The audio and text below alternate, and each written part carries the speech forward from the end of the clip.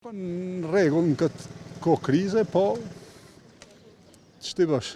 Ne edhe informatat si kemi si duhet, edhe kemi bë gabime para 20 vjet, do është me ndërtu elektronat tona, me pas energjinë të lirë. Po gjitha edhe shoqëria civile është e para e cila ka kundërshtuar edhe ka kundërshtuar shumë pa drejtë. Blejmë generatorë dhe blejmë energji për atyne me çmimet pavolitshme për konsumatorët tonë.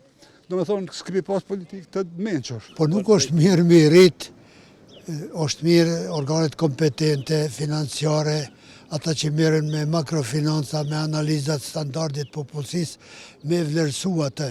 Nëse ka bashkë nevojë, atëherë edhe nëse bëhet një rritje, mos më bëj rritje e madhe për një herë.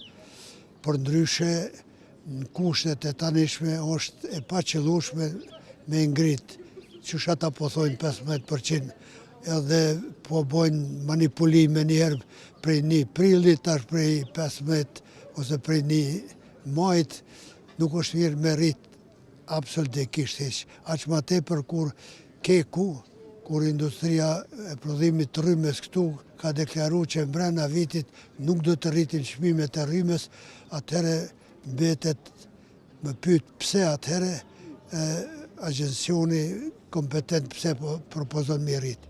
Më duket që është normale këtë kohë shtrajtimi, sepse është shtrajtu energjia në këtë botën, jo veç të na. Kosova dikur i ka mbulu vetë, kur ka qenë ma vogël, ma që banesa ma pak, shtëpia ma pak i ka mbulu kërkesat e veta. Tash përshenju mas luftës janë bo shumë ndërtesa. Edhe ndërtesa tash nuk përshkojnë me energji tjetër, po përshkojnë me energji elektrike.